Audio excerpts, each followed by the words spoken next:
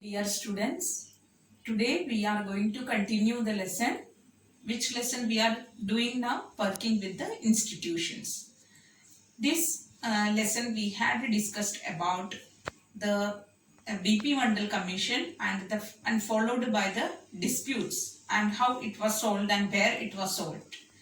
Next we have to study about why do we need and the need for political institutions. Need for political institutions. Why these political institutions are needed? In that we can see what is the main function of the government to look after the welfare of the people. For example, government make a system for giving public health, availability of water, then to charge taxes on people, to collect the taxes, how much taxes to be paid and it is to be collected. Then about the transportation, every such public welfare that is undertaken, or it is total control of this public welfare is upon the government of the country. So government, if this is implemented or this to get the public welfare, government has to take some decisions what is to be done to get the proper public welfare. So for that purpose important decisions are taken. So we have seen how BP Mandal Commission has given the report of 27% reservation for SCBC people, and to uplift the welfare of that SCBC people, government was initiated and it started the implementation. Same way, the government wants to implement the decisions. So the decisions are taken by the government or the ministers and it is to be implemented. And suppose if there is any disputes between citizens and government, such we have seen BP Mandal Commission's report. After that people had protested against the Mandal Commission report about the reservation. So same way, citizens versus government, any disputes arise, who handle that? These all system is needed. For that purpose some institutions are needed. So institution means in every modern democracies some arrangement is done to solve all these problem. All this problem in the sense to take the decisions, implementation, and if disputes arise, somebody is there to solve the disputes, or some institution is there to solve the disputes. For these purpose, several arrangements are done. These arrangements are known as institutions.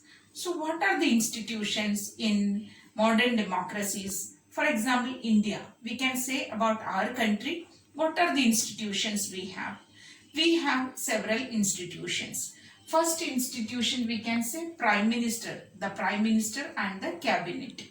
Prime Minister and the Cabinet ministers, they meet in the Parliament, they take some policy decisions, or they take some policy decisions or decisions to improve the public welfare or improve the standard of the people or improve development of the country, many such things.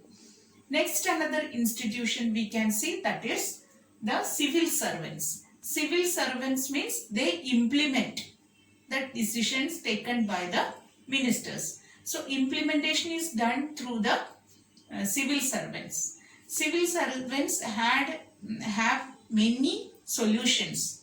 So they give the solutions to the ministers and the ministers can choose any one solution to implement the proper policy decisions.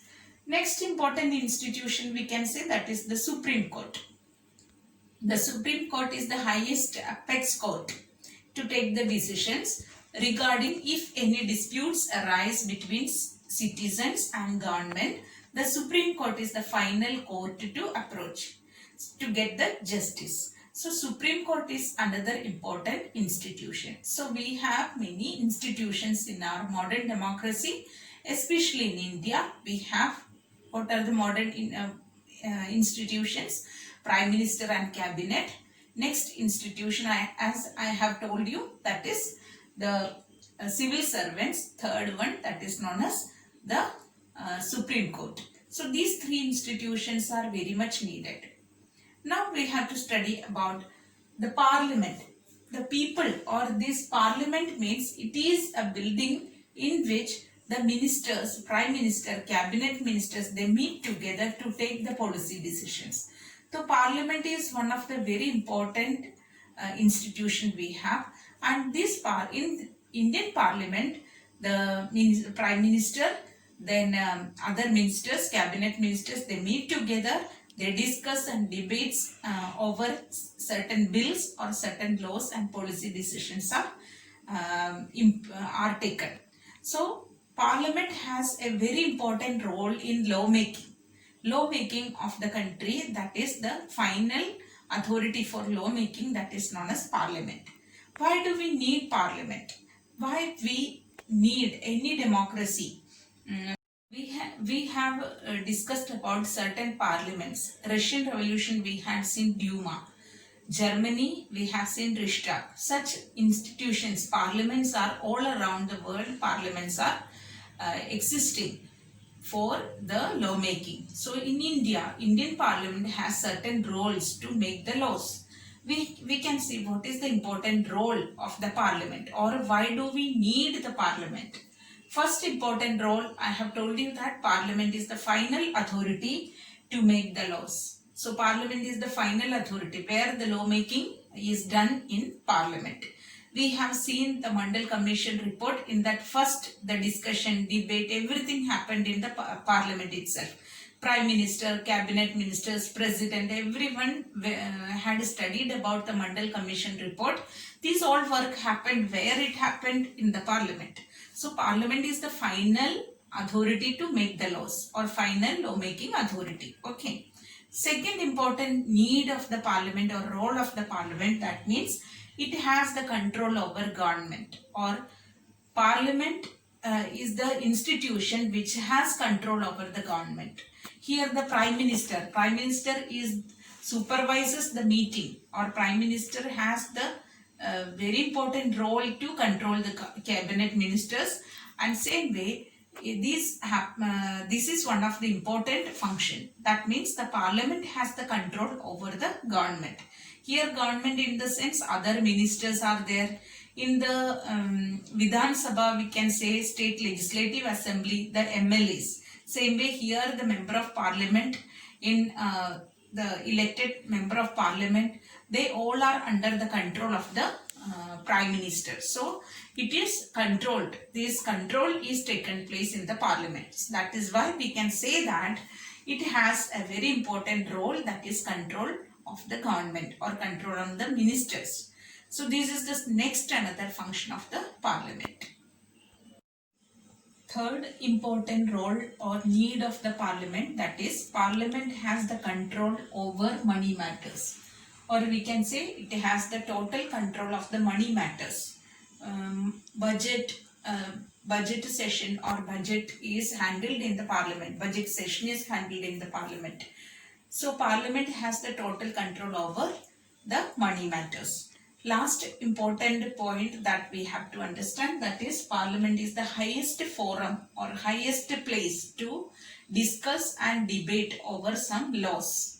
Any discussion, debates, everything is conducted inside the Parliament. So every such discussion, debates and decisions are taken place in the Parliament. That is why Parliament is very much needed in modern democracy. So these are the 4 points you have to learn. That is, why do we need Parliament, or what is the role of Parliament in modern democracy. Okay. Next we have to study about, there are 2 important houses in Parliament. These houses can also be known as chambers. So there are 2 important houses or chambers in Parliament. We can say one is known as Lok Sabha. Is it clear to you, or it is very familiar to you now? Lok Sabha. Lok Sabha is it is directly, or it is consisting of people who are directly elected, or ministers who are directly elected by the people. So Lok Sabha consists of the elected members, or people elect the members. They are in the Lok Sabha, or directly elected members are in the Lok Sabha. Okay, and these members Lok Sabha exercise real control, means real control or real power, that is in Lok Sabha. Lok Sabha exercise real power because it is directly, it consists of the ministers who are directly elected by the people. So it has real power, or this Lok Sabha exercise real power. Another important thing, that Lok Sabha is known as House of People, because people only elect directly the representative, they go to the Lok Sabha. That is why it is known as House of People. And Lok Sabha has also one more name, that is known as Lower House. Okay, so Lok Sabha has three important names: Lok Sabha, Lower House and House of People. These are the important thing. Only thing you have to understand that here it consists of the members or representatives who are directly elected by the people. Next important house is known as Rajya Sabha. Rajya Sabha is known as Council of States. So House of People we have seen Lok Sabha. Rajya Sabha is known as Council of States. And this Rajya Sabha is consisting of the members who are indirectly elected by the people. Means here the members are indirectly elected by the people. And Rajya Sabha is also known as Upper House. So Rajya Sabha has another name, that is known as Upper House, and it is Council of States, and it has but some special powers, or Rajya Sabha has some special powers. Okay. And we can see that the President of the country, President of India, is not neither a member of Lok Sabha nor the member of Rajya Sabha. That is why all the bills and all the laws are passed after getting the consent, assent from the President.